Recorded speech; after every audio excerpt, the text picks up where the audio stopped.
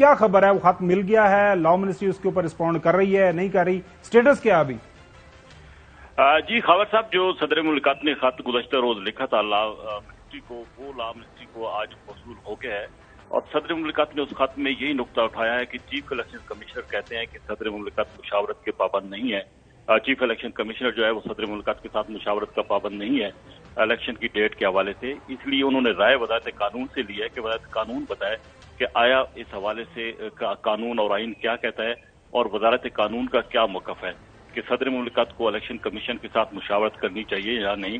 लेकिन ये खत तो मौसूल हो गया, लेकिन उस खत पर वज़ारत कानून ने अभी फर्दर जो है कोई प्रोसेस नहीं किया, ना कोई कानूनी आईनी जो माहिरीन है। अगला ये बताइएगा, आपके जराए क्या कहते हैं कि सदर पाकिस्तान ने ये वो जो खत लिखा था आर्टिकल 48 सब क्लास 5 के तहत, ज्यादातर लोगों का ये कहना है कि उनका हक बनता था, लेकिन उतनी ही एक मजबूत राय सामने ये है कि उनको गलत एडवाइस किया गया था। तो आपके जराए क्या फरमा रहे हैं? ये गलत एडवाइस की बुनियाद पे उन्होंने खत लिखा या अपना उन्होंने इख्तियार इस्तेमाल किया?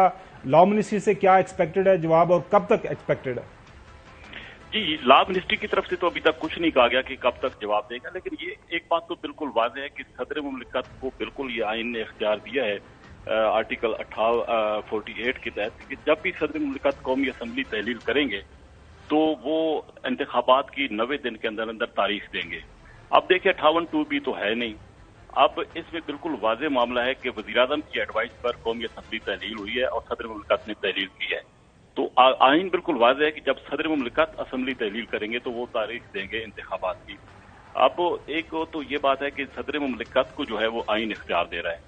अगर 48 घंटे के बाद खुद ब खुद असम्बली तहलील हो जाती तो शायद इस मामले में फिर कुछ और सूरत निकलती और या सदर मुमलिकत जो है वो इस पे खामोश रहते। तो लेकिन सदर मुमलिकत ने असम्बली तहलील की है तो तभी उन्होंने ये अपना 90 दिन का इख्तियार इस्तेमाल किया है। जहां तक चीफ इलेक्शन कमिश्नर के साथ मुशावरत का मामला है तो सदर ये यकीनन चाहते होंगे कि मिलकर जो है तारीख का तयन किया। चले अगर फारूक साहब, यही एक मामला है इस वक्त जेर बहस है और इसी के ऊपर हम बात करने के लिए बैठे हैं। बहुत शुक्रिया वक्त देने के लिए। शाह खावर साहब सीनियर जो है लॉयर हैं सुप्रीम कोर्ट के, मुख्तलिफ इश्यूज के ऊपर वो बातचीत करते रहते हैं, वो हमारे साथ मौजूद हैं। मैं चौधरी साहब और हसन अयूब की इजाजत से पहले मैं प्रोग्राम का जो आगाज है वो शाह खावर साहब के साथ शुरू करना चाहूंगा। शाह खावर साहब, बहुत शुक्रिया वक्त देने के लिए। सर ये बताइएगा, देखें अब मामला ये है कि सदर पाकिस्तान को क्या वो खत लिखना चाहिए था या नहीं? उनको इल एडवाइज किया गया या सही उनको एडवाइस दी गई?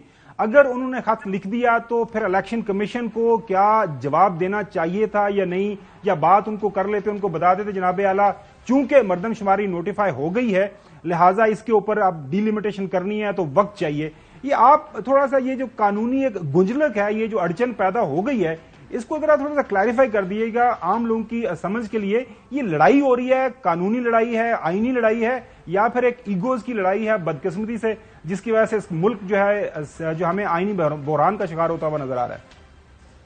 जी खावर जुम्मन साहब, और मैं इस पर गुजारिश ये करूंगा कि ये आईनी और कानूनी मामले के अलावा ये ईगोज का मामला भी बिल्कुल है। सही। मैं आपको बताऊं, ये बड़ी अफसोसनाक बात है कि हमारे जो इदारे हैं उनका आपस में अदम एतमाद है और इदारों में जो अशखास तशरीफ फरमा है उनका भी आपस में कोई जो एक वर्किंग रिलेशनशिप हो उसका फुकदान है।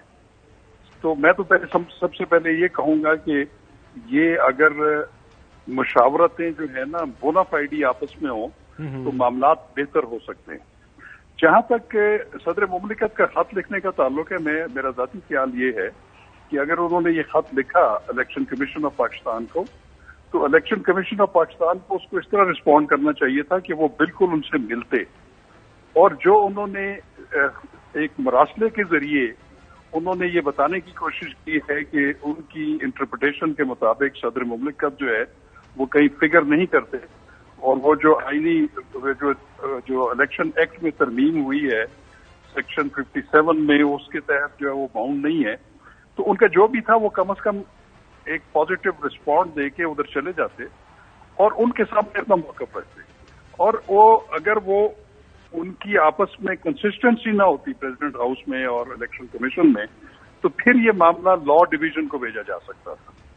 तो मैं ये समझता हूं कि सदर मुमलिकत को भी जो उन्होंने अभी इसको लॉ डिवीजन को भेजा है یہ خط لکھنے سے پہلے منسٹری آف لا کو بھیج دیتے، ان سے جو ہے وہ اسسٹنٹس لے لیتے کہ یہ میں خط لکھنے جا رہا ہوں، مجھے بتائیں کہ میں اس چیز کا اختیار رکھتا ہوں، تو وہ میرے خیال میں زیادہ بہتر ہوتا ہے۔ جی لیکن چلے میں ابھی بھی یہ کہوں گا کہ دیر آیت درست آیت، ابھی جو صدر مملکت نے لا ڈویژن سے رجوع کر لیا ہے اس کی تشریح کے لیے، تو اب میرا خیال ہے کہ اب لا ڈویژن کے اوپر یہ بالکل بائنڈنگ ہے کہ وہ اس پہ اپنی جو بھی لیگل پوزیشن اور کانسٹیٹیوشنل پوزیشن ہے اس پہ بارے میں صدر مملکت کو اسسٹ کریں۔